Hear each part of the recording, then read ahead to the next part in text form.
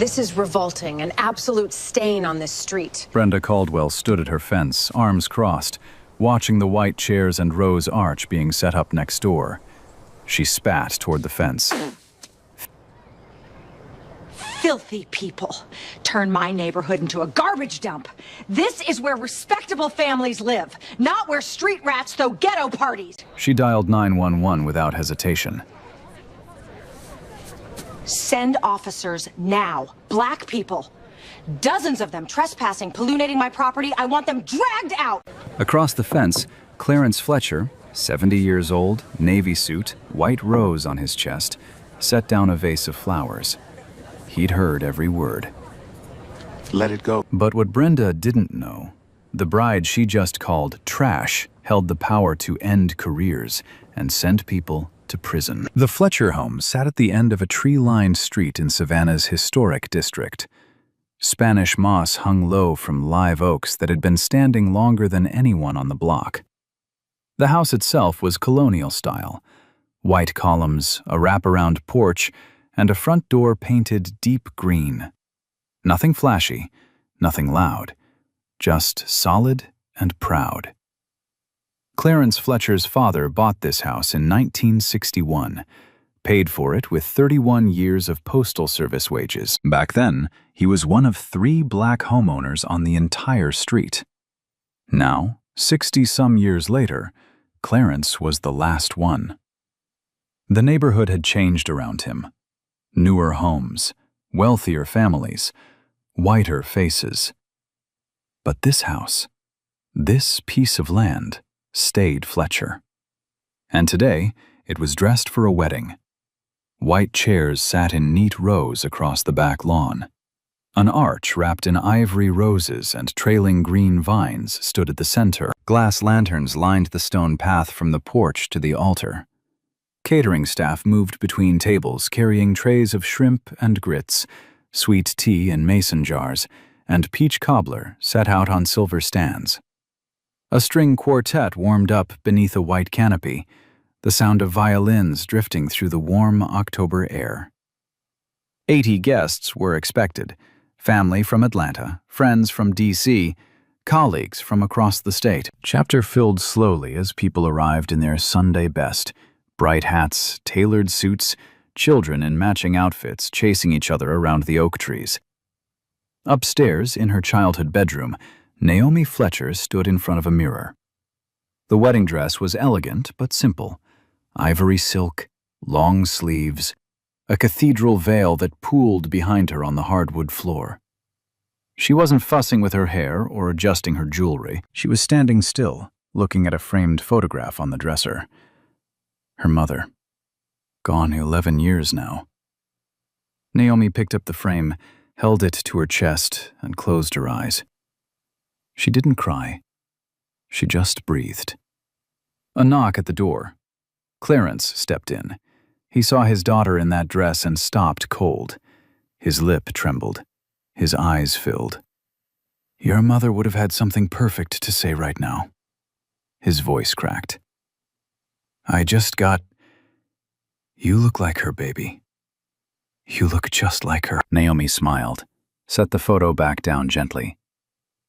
Right beside it on the nightstand sat a thick leather binder, legal briefs, case files, a schedule marked in red ink. Even on her wedding day, the work followed her. But she'd closed that binder this morning and hadn't touched it since. Today, she wasn't a judge. Today, she was just a daughter. A bride. She took her father's arm. Let's go, Daddy. Downstairs, Gerald Jerry Dawson waited near the altar. He wore his army dress blues, medals pinned, shoes polished to a mirror shine, posture straight as a flagpole. 22 years of service, 2 combat tours. A retired colonel who now ran a nonprofit building housing for homeless veterans. He stood with his hands clasped, calm on the outside, but when he saw Naomi step through the back door onto the porch, his jaw tightened and his eyes went glassy. The quartet began to play. Guests rose. Clarence walked his daughter down the stone path, one slow step at a time. Sunlight cut through the moss-draped branches above. The scent of jasmine and fresh-cut grass hung in the air. A little girl in a yellow dress scattered rose petals ahead of them. It was perfect. For exactly 4 minutes and 30 seconds, everything was absolutely perfect. Next door, behind a lace curtain on the second floor, Brenda Caldwell watched it all. Her arms were folded. Her jaw was set. On the desk behind her sat a thick manila folder labeled HOA Complaints. It was stuffed with papers, 6 years' worth. 23 complaints filed against the Fletcher family. Noise, vehicles, suspicious guests, lawn height. Not a single one had ever been upheld. But today Brenda wasn't filing paperwork. She'd already made the call. And 2 streets away, red and blue lights were already turning on. The vows had just begun. Naomi stood facing Jerry beneath the rose-covered arch. The officiant, a silver-haired pastor who had baptized Naomi as an infant, opened his Bible and smiled at the couple. The afternoon sun filtered through the oak canopy, casting soft golden light across the ceremony. 80 guests sat still. Even the children had gone quiet. Naomi took Jerry's hands. Her fingers trembled just slightly, not from nerves, but from the fullness of the moment. 11 years without her mother. 22 years of Jerry's military service that kept them apart more than together. And now, finally, this day. Gerald, from the first day I met you. That's when the sirens hit. Distant at first, a low wail somewhere beyond the trees. Then closer, louder. Then unmistakable. Red and blue lights strobed through the gaps in the fence, flashing across the white tablecloths, across the glass lanterns, across the faces of 80 guests who had come to witness love. Not this. 2 squad cars pulled up hard to the curb. Tires crunched gravel. Engines cut. Doors swung open, one after the other, with the heavy mechanical thud that changes the air in any room, or any yard. The string quartet stopped mid-note. The pastor froze, his Bible still open. Naomi's fingers tightened around Jerry's hands. Her veil caught a gust of warm wind and swept sideways like a flag nobody had raised. Every single guest turned toward the street. Officer Troy Hadley stepped out of the first cruiser. He was young, early 30s, buzz cut, mirrored sunglasses pushed up on his forehead. His jaw was set like a man arriving at a crime scene, not a celebration. His hand rested on his belt near the holster. Not gripping, just resting. Close enough to send a message that didn't need words.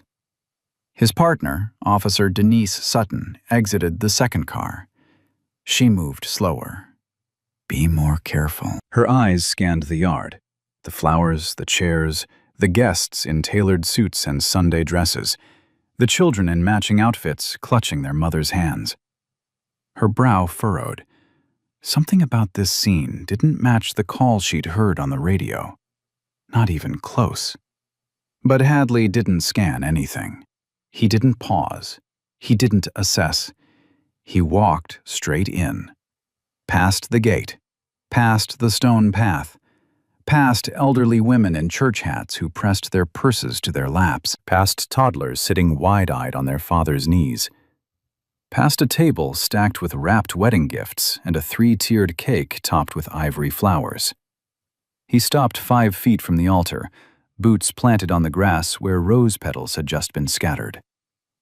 "We got a noise complaint and a report of a possible disturbance." His voice was loud, louder than it needed to be. Every guest heard it. Every child flinched. "Who's in charge here?" The pastor stepped back. A murmur rippled through the crowd like wind across water. Clarence rose from his front row seat, slowly, deliberately. He straightened his navy jacket, touched the white rose on his lapel, and walked toward Hadley with the quiet, unshakable dignity of a man who had spent his whole life being calm when the world gave him every reason not to be. "I'm the homeowner, officer. This is my property. Has been for over 60 years. My daughter is getting married today." That's all that's happening here. He reached into his inner pocket and pulled out his driver's license, held it out.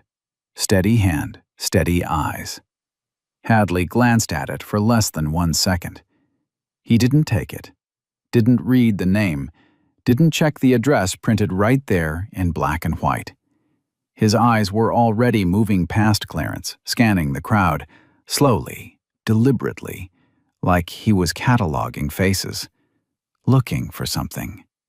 Or pretending to. "You got a permit for this?" Clarence blinked. "A permit?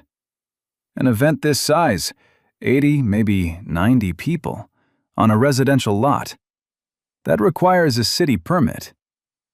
"Officer, this is a private ceremony on private property.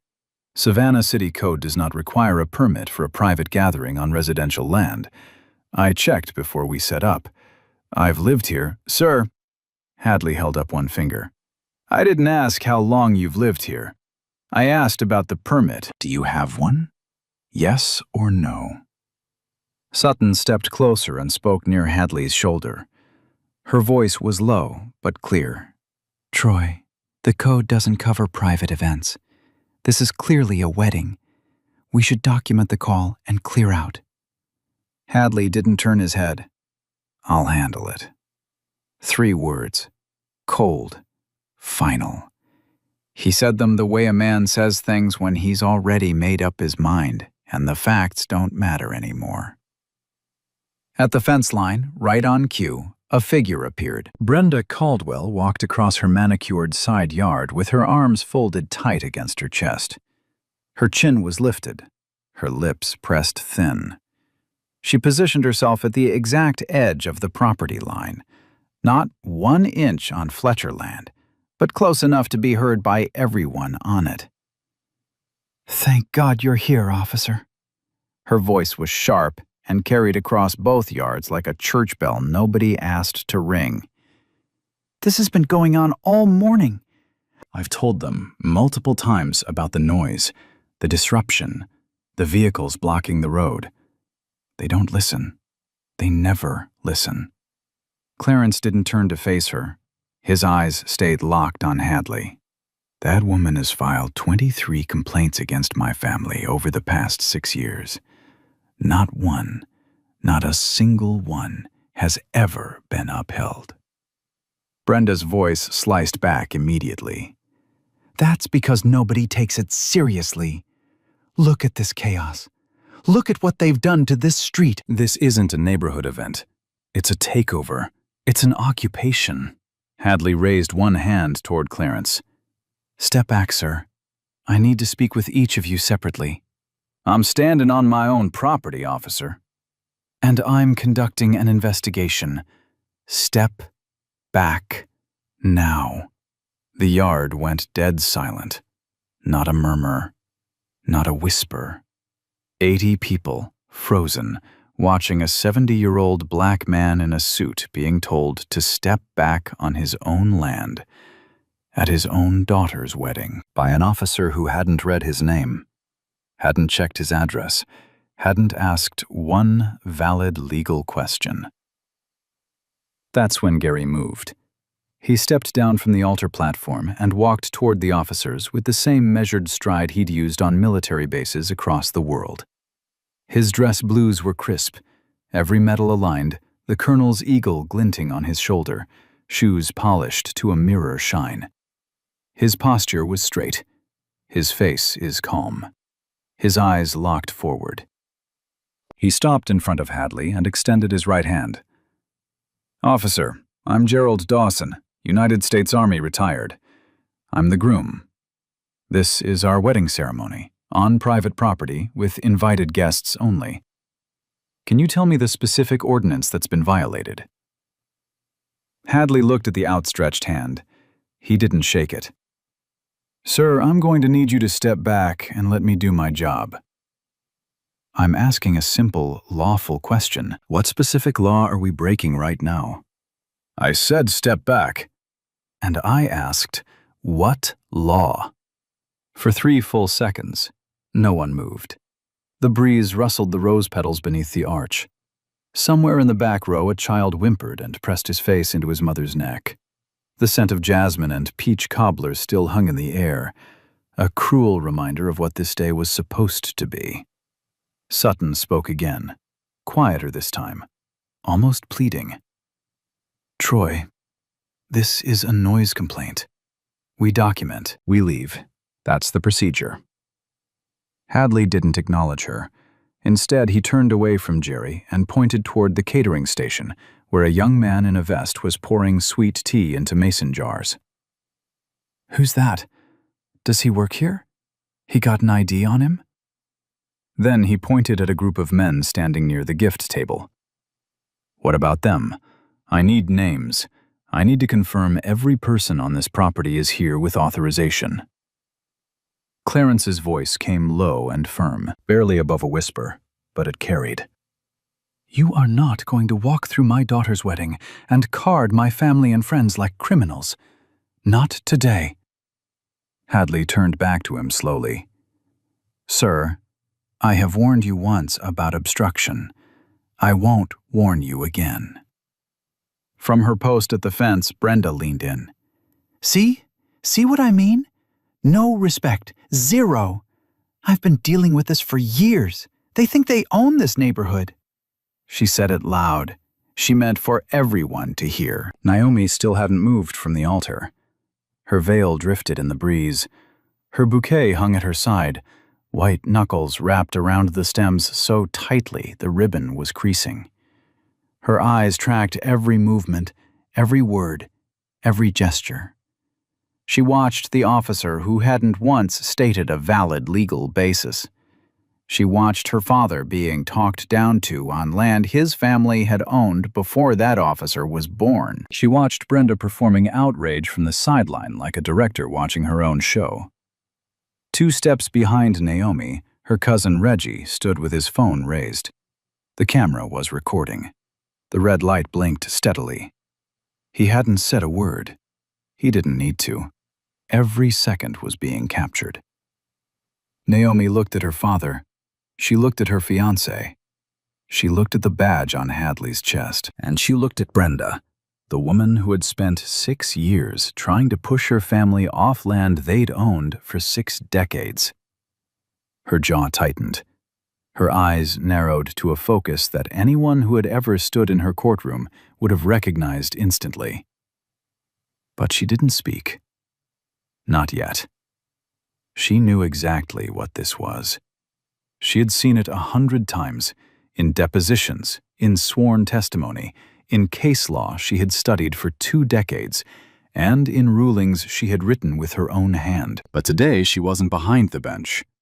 Today she was a black bride in a white dress, watching her wedding be torn apart by an officer who didn't know her name, didn't know her title, and had no idea what he had just walked into.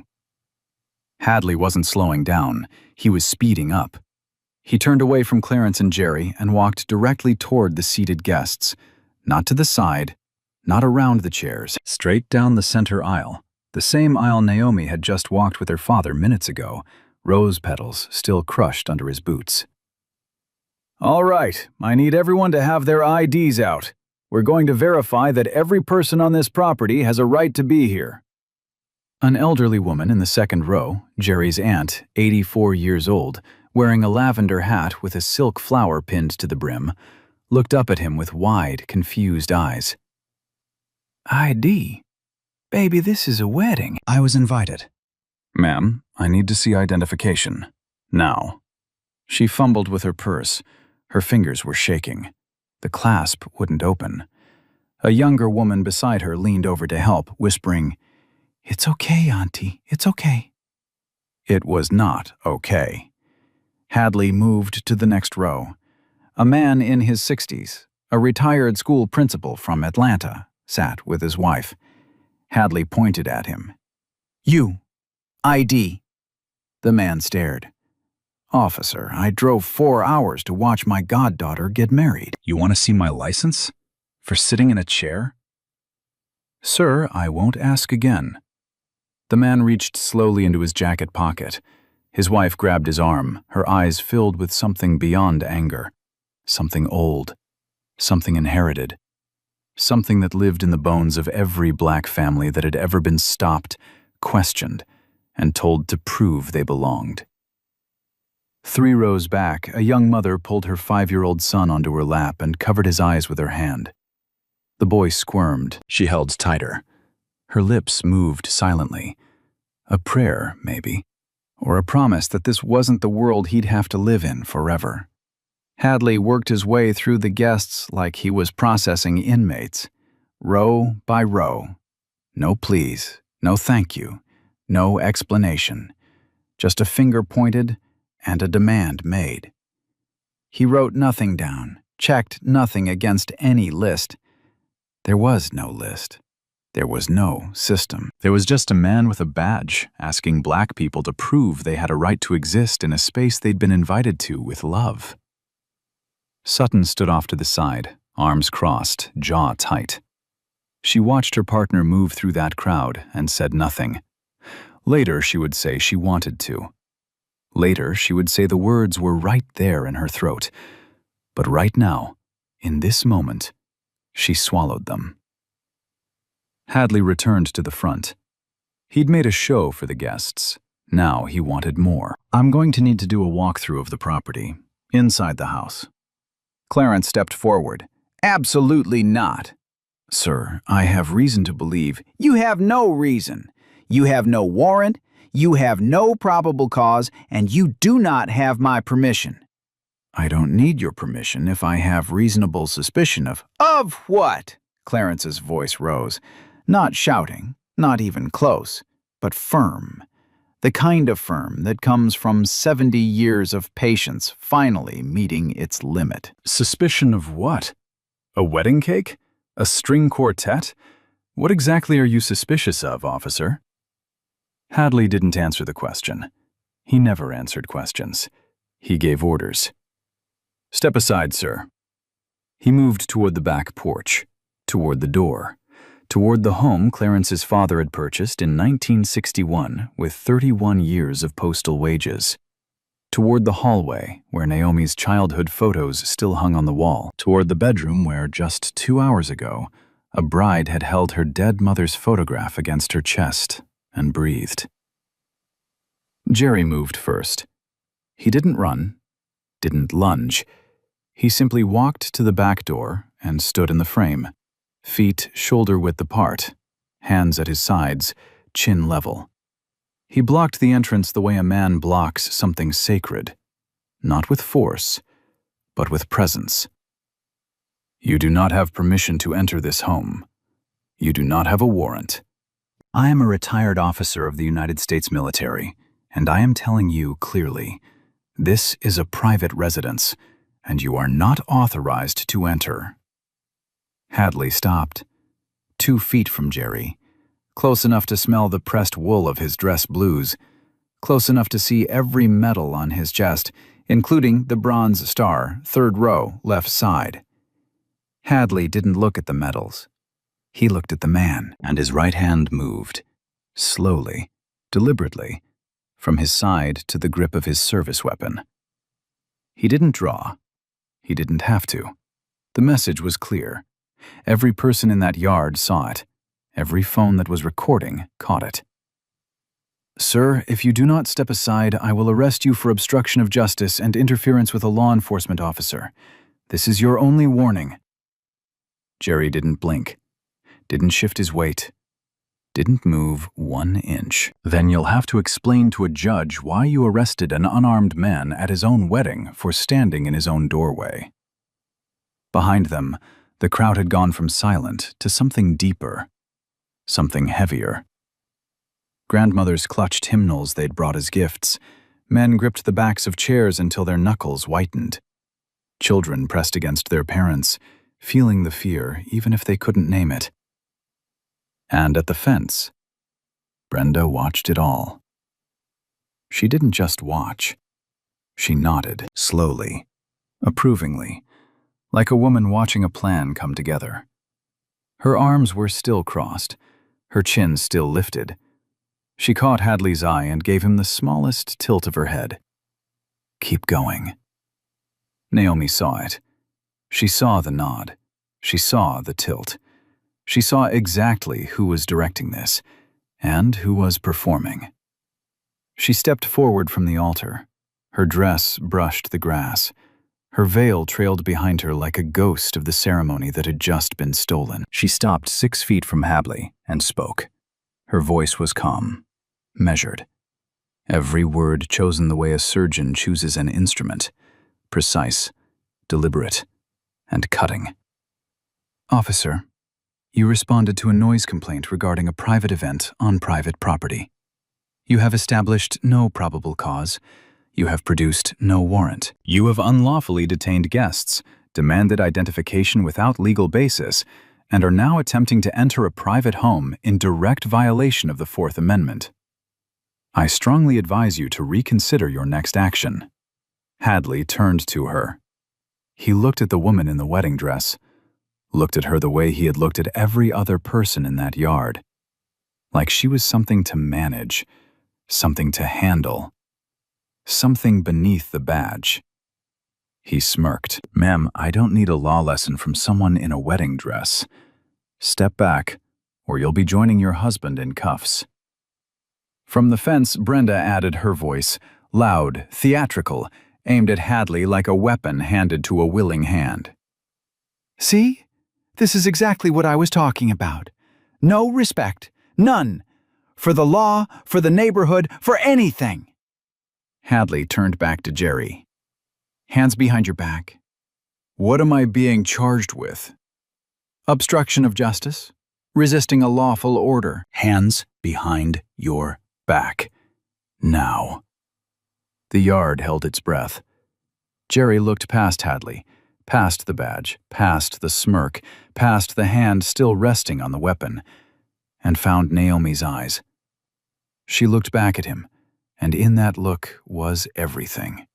Every year of service, every sacrifice, every fight they had survived separately and together.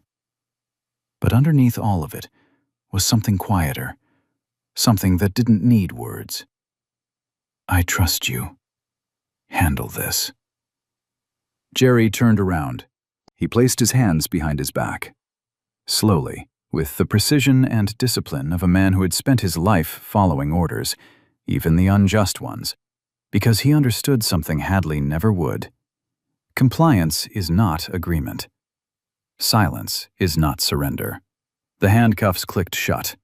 A decorated colonel of the United States Army, in full dress blues, medals shining in the afternoon sun, was handcuffed at his own wedding, on his own property, in front of 80 guests who had come to celebrate love. A grandmother in the third row covered her mouth with both hands. A grown man in the back wiped his eyes with his sleeve and looked away. The 5-year-old boy who'd been sitting on his mother's lap stared at the handcuffs with wide, unblinking eyes, learning something no child should learn at a wedding. Sutton finally spoke. Her voice cracked. "Troy, I really think we need to call this in before—" "I've got this under control." He gripped Jerry's arm and began walking him toward the squad car. Naomi watched her fiancé being led away. Her face didn't crumble. Her body didn't shake. She stood like marble, still, cold, unreadable. But behind her eyes, something shifted, something locked into place. The bride had stopped being a bride. The judge had entered the room. 2 steps behind her, Reggie lowered his phone just enough to whisper, "I've got it all, Naomi, every single second." She didn't turn around. Her voice came quiet and steady. "Good." Hadley had one hand on Jerry's arm and the other on the squad car door when Naomi moved. She didn't rush, didn't raise her voice. She reached into the small satin clutch sitting on the altar table and pulled out her phone. She dialed one number. Judge Elliot Townsend, Chief Judge of the United States District Court, Southern District of Georgia. Her mentor. The man who had sworn her in the day she took the bench. He picked up on the first ring. Elliot, it's Naomi. I'm at my father's home. An officer has handcuffed my fiancé at our wedding. No warrant, no probable cause. He attempted illegal entry, demanded IDs from elderly guests without legal basis, and is now walking Gerald to a squad car. I need Chief Voss notified immediately. She hung up, slid the phone back into the clutch, stood perfectly still. The breeze caught her veil. Afternoon light hit the ivory silk of her dress. She looked like a portrait, calm, untouchable. But anyone who had ever stood in her courtroom would have recognized that stillness for what it was. Not peace. Patience. The kind that comes right before a ruling that ends careers. 45 seconds passed. Hadley reached for the car door handle. His radio crackled, a burst of static that cut through the warm air like breaking glass. The voice came through, clear, loud. Every word is a hammer. Unit 14, this is dispatch. The advised. You are on scene at the residence of Judge Naomi Fletcher, United States District Court, Southern District. The homeowner's daughter is a sitting federal judge. Chief Voss is en route. You are ordered to stand down immediately. Confirm receipt. Every guest heard it. Hadley's hand froze. The color drained from his face, like watching a man realize he'd been standing on a cliff and just looked down. He turned around slowly. For the first time, he actually looked at Naomi. Not past her. Not through her. At her. Naomi stood exactly where she'd been, veil drifting, bouquet at her side. 6 words. I told you to reconsider. No anger, no triumph. Just a fact. Behind Hadley, Sutton was already moving. She reached Jerry, fumbled the key twice with shaking hands, and unlocked the cuffs. Sir, I am so sorry. This should never. Jerry rubbed his wrists. Red marks circled both, the kind that photograph well in evidence files. He looked at Sutton and nodded once, a nod that said, I know it wasn't you, but you let it happen. 7 minutes later, a black SUV pulled up. No sirens, no lights, just a quiet arrival that meant something far worse. Chief Arthur Voss stepped out in civilian clothes, khakis, polo shirt, reading glasses still in his collar. Off duty, Saturday afternoon. He'd driven here personally because he understood exactly how bad this was. He took it all in. The disrupted ceremony, the trembling guests, the children clinging to parents, the groom rubbing red marks on his wrists, the bride, a federal judge, standing in her white dress beside a squad car on her father's lawn. He walked to Naomi first. Your Honor, on behalf of the Savannah Police Department, I am deeply sorry. Naomi shook his hand. One firm grip. No warmth. No absolution. Voss turned to Hadley. The young officer stood frozen by the cruiser. His mouth opened, the beginning of an excuse. Voss cut him dead. Officer Hadley, you are relieved of duty, effective immediately. Badge and weapon. Now. Hadley's hands trembled as he unclipped the badge. The metal made a small, final sound, landing in Voss's palm. The weapon followed. Hadley stood stripped of everything that had made him powerful 10 minutes ago. Voss turned toward the fence. Brenda was still there, but changed. Arms fallen, chin dropped, face drained white. Ma'am, filing a false police report is a criminal offense under Georgia law. You'll be hearing from detectives. I suggest you contact an attorney. Brenda stammered. I had every right. This is my neighborhood. Ma'am, Voss raised one hand. This is a wedding on private property. Go inside your home, quietly. Brenda backed away, step by step, turned and walked inside. The screen door slapped shut behind her. In the yard, 80 guests sat in stunned, trembling silence. Not the silence of tragedy, the silence of correction. The moment when the air shifts and the world tilts back towards something that looks like justice. Hadley stood beside his cruiser with nothing left. No badge, no weapon, just a uniform that no longer meant anything, and hands that wouldn't stop shaking. He took 2 steps toward Jerry. "Sir, I didn't know. If I had known." Naomi stepped between them.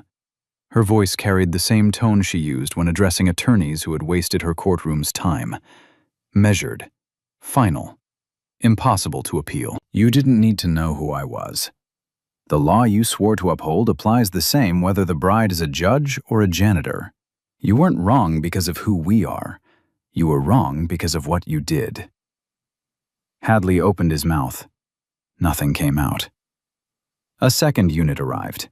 2 officers escorted Hadley to the back seat. He climbed in without resistance. The door shut with a hollow thud. The cruiser pulled away.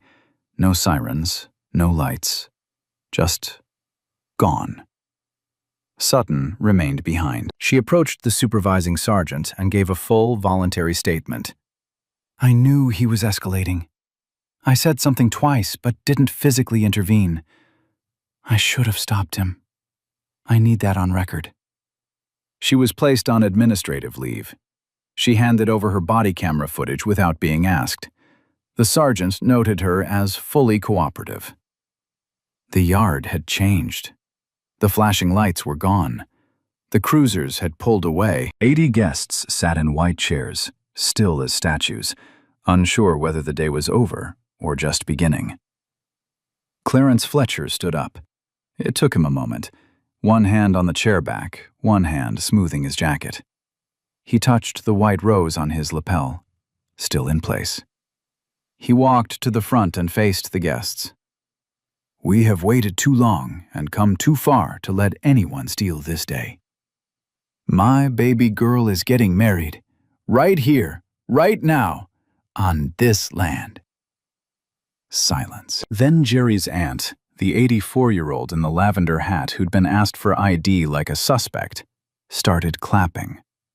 Slow at first. Then the row behind her joined. Then the next. Then everyone. The string quartet picked up their bows. The wedding march filled the yard again, carrying something heavier than melody this time. Something earned. The pastor returned beneath the arch, opened his Bible to the same page, looked at Naomi and Jerry with wet eyes. "Shall we try this again?" Naomi laughed. The first time in an hour. The sound broke through the tension like sunlight through storm clouds. They stood at the altar. Jerry took her hands. The red marks on his wrists were still visible beneath his cuffs. Naomi looked down at them, then up at him. Jerry spoke his vows. His voice cracked on the 3rd line. "I chose you because you are the strongest person I've ever known. I've led men in combat, but I have never seen anyone stand the way you stood today. You didn't raise your voice. You didn't lose yourself. You became the most powerful person in that yard without saying more than 50 words. I am so proud to stand beside you for the rest of my life." Naomi blinked once, then spoke her own vows, the same ones she'd been interrupted saying an hour ago. This time, no sirens, no boots on the grass, no radio static. Just her voice, his hands, and the October sun. She finished every word. The pastor pronounced them married. Jerry kissed his bride. 80 guests erupted, cheers, tears, applause shaking the oak leaves overhead. The 5-year-old boy who'd watched the handcuffs with wide eyes was now throwing rose petals in the air and laughing. Next door, behind a second-floor curtain, Brenda Caldwell watched the celebration she had tried to destroy. She wasn't standing tall anymore. She wasn't smirking. She picked up her phone with trembling fingers. I think I need a lawyer. The video hit the internet before the cake was cut. Reggie uploaded the footage to his social media that evening. Unedited, 11 minutes long, every second intact. The thumbnail alone was enough to stop anyone mid-scroll. A black man, in full military dress blues, handcuffs on his wrists, standing beside a squad car, while a bride in a white wedding dress watched from 6 feet away. By midnight, it had 2 million views. By Sunday morning, it was on every major news network in the country. The headline wrote itself. Every outlet ran some version of the same words. Officer handcuffs decorated colonel at his own wedding. Bride is federal judge. Cable news played the clip on loop. Morning shows opened with it. Social media turned it into a firestorm that no press release or department statement could contain. And the footage didn't just show the arrest. It showed everything. Hadley marching down the aisle through seated guests, the 84-year-old aunt fumbling with her purse, the young mother covering her child's eyes, Clarence being told to step back on his own property, Jerry asking a lawful question and being met with a hand on a weapon, Naomi reciting the Fourth Amendment in her wedding dress and being told she'd be put in cuffs for it. And it showed Brenda, at the fence, arms crossed, nodding. That image, the neighbor nodding while a man was handcuffed, became its own symbol. Screenshots circulated with one-word captions. People recognized the gesture. They'd seen it before. In their own neighborhoods, at their own front doors, in their own lives. Monday morning, the Savannah Police Department's Internal Affairs Division opened a formal investigation. By Tuesday, the FBI had joined, a federal civil rights inquiry under Section 242, deprivation of rights under color of law. Investigators pulled everything. Hadley's body camera, which he had forgotten to activate. The dash camera from his cruiser, which captured audio of the entire encounter. Sutton's body camera, which she had surrendered voluntarily and which provided the clearest, most damning angle of all. Reggie's phone footage. Security camera footage from 3 neighboring properties. Witness statements from all 80 guests. The picture that emerged was not complicated. It was simple, systematic, and documented from 5 different angles. Then they pulled Hadley's service record. 14 complaints were filed against him in 4 years. 11 from black residents, 3 from Latino families. Excessive force allegations, twice. Unlawful detention, 3 times. Each complaint had been reviewed internally. Each one had been closed with the same 2 words: insufficient evidence. Not anymore. The grand jury convened within 3 weeks. The indictments came fast. Against Officer Troy Hadley, unlawful arrest, civil rights violations under federal statute Section 242. Attempted illegal search and seizure, misconduct in the office, 4 counts, each one carrying federal weight. His police certification was revoked by the Georgia Peace Officer Standards and Training Council before the trial even began. He would never wear a badge again in any state. Against Brenda Caldwell, filing a false police report under Georgia Code Section 16-1026. During the investigation, detectives documented her history. 23 complaints against the Fletcher family over 6 years, not a single one substantiated. The pattern was so clear, it practically drew its own diagram. Prosecutors added a charge enhancement based on demonstrated racial motivation. The Fletcher family filed a separate civil suit against Brenda: harassment, intentional infliction of emotional distress, and interference with a private event. Their attorney was Reggie. He had been preparing for this case, in one form or another, for 6 years. Hadley's trial was held in federal court, A different district since Naomi recused herself entirely. She didn't make calls, didn't pull strings, didn't need to. The evidence spoke in a voice louder than any judge's. The trial lasted 9 days. Sutton took the stand on day 3. She testified clearly and without hesitation. She described what Hadley did, what she failed to do, and why. She didn't make excuses. When the defense attorney asked her if she believed Hadley acted with racial bias, she paused for 4 seconds. "Yes, I do. And I should have stopped it." The jury deliberated for 6 hours. Guilty.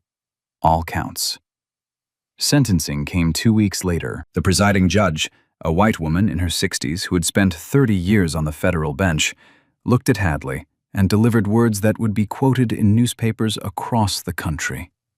She called it a grotesque abuse of public trust. She said the badge was meant to protect, not terrorize.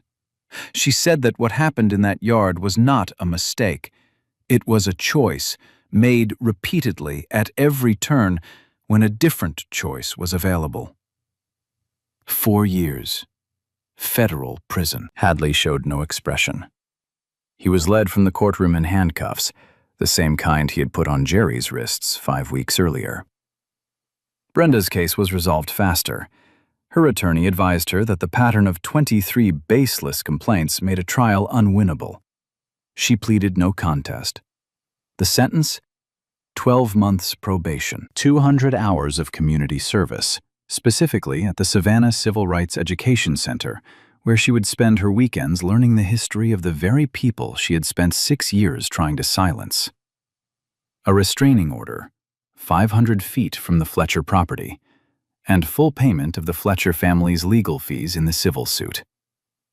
Tanya Brooks, Naomi's maid of honor and a journalist at a Savannah television station, produced a feature segment that aired nationally. The piece didn't just cover the wedding. It covered the pattern, the 23 complaints, the 14 internal affairs files on Hadley that went nowhere, the system that let both Brenda and Hadley operate unchecked for years. The Savannah Police Department announced a comprehensive reform package within the month. Mandatory de-escalation training for all officers, a civilian oversight board with subpoena power, a new protocol for noise complaints that required supervisory approval before any on-scene escalation, and an independent review of every excessive force complaint filed in the past 5 years. Naomi was invited to deliver the keynote address at the National Bar Association's annual conference. She accepted. She stood at the podium, not in her judicial robe, not in her wedding dress, but in a simple black suit, and spoke for 22 minutes. She didn't talk about herself.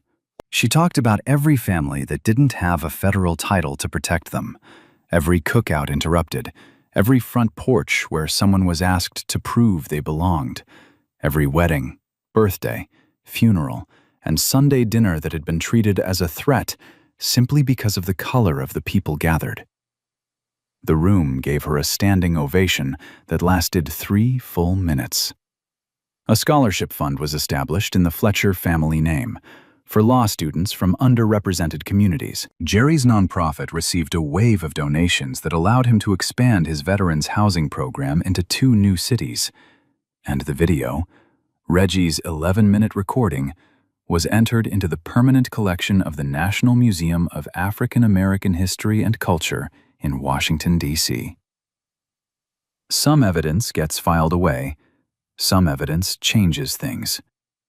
6 months later, the Fletcher house still stood at the end of that tree-lined street in Savannah. Same white columns, same green door, same wraparound porch where 3 generations had sat and watched the world change around them without ever moving from their land. Clarence was on the porch. Evening light came through the oak branches in long, golden streaks. A glass of sweet tea sweated on the railing beside him. The chair next to his was empty, the one where his wife used to sit. He didn't fill it. Never had. But tonight he looked at it and smiled instead of ached. Inside the house, the wedding photo sat on the mantel. Naomi in ivory, Jerry in dress blues. 80 guests behind them, standing, clapping, crying. And if you looked closely, in the bottom left corner, you could see a 5-year-old boy mid-throw, launching rose petals into the air with both hands. The best photo of the day. The one that made it real. Naomi was back on the bench. Same courtroom, same rigor, same fairness she had carried her entire career. Attorneys who appeared before her noticed something, though. A new weight in the way she listened to testimony about traffic stops, noise complaints, and officers who forgot to turn on their body cameras.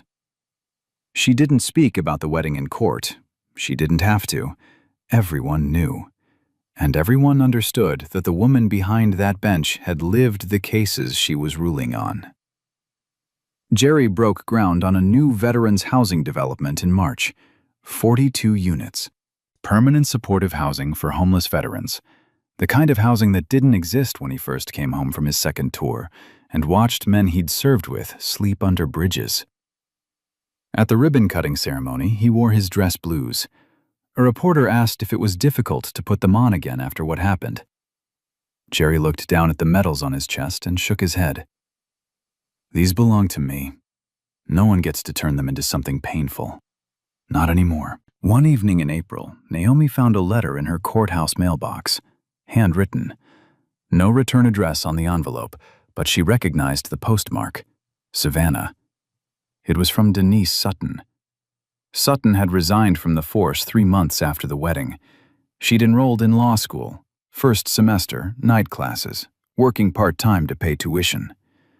The letter was short, 3 paragraphs. An apology that didn't make excuses. A thank you that didn't ask for forgiveness. And one line at the end that Naomi read twice. I stood there and did nothing. I won't spend the rest of my life being that person. Naomi wrote back the same week. Next door to the Fletcher house, a for sale sign stood in Brenda Caldwell's front yard. It had been there for 2 months. She was moving. Where? Nobody asked. Nobody cared enough to.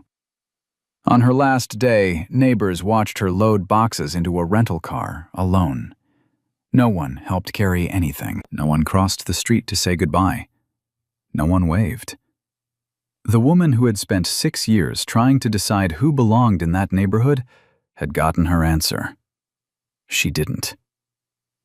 The HOA complaint folder, the thick manila one she had kept on her desk like a trophy, sat in the recycling bin at the curb. 6 years of grievances, 23 baseless reports, all of it waiting for a trash truck that would come Tuesday morning and take it exactly where it belonged. Hadley was serving his sentence in a federal facility in South Georgia. His appeal had been filed and denied. His name was now a case study in police training academies across 3 states, listed under a module titled Abuse of Authority, What Not to Do.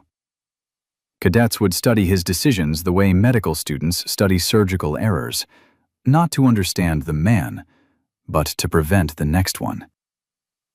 Justice doesn't always arrive on time. It doesn't always arrive at all. But on one Saturday afternoon in Savannah, Georgia, it showed up in a white dress and a cathedral veil. And it didn't need to raise its voice. The Fletchers didn't need a title to deserve dignity. But it shouldn't have taken one to receive it.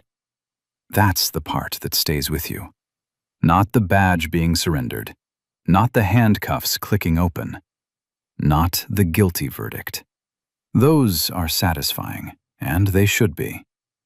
But the part that stays is the question underneath all of it, the one that doesn't have a comfortable answer. What happens to the family that doesn't have a federal judge in a wedding dress?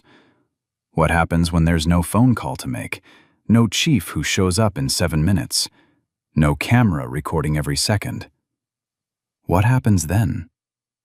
That's not a story question. That's a real one. And it's yours to answer. So tell me, if you were sitting in one of those white chairs, watching it unfold, what would you have done? Would you have stayed quiet? Would you have spoken up? Would you have a hit record? Drop your answer in the comments. I read every single one. And if this story made you feel something, if it made you angry or hopeful or both, then share it with someone who needs to hear it. Hit that like button, subscribe, because stories like this don't just entertain, they start conversations. And conversations are where change begins.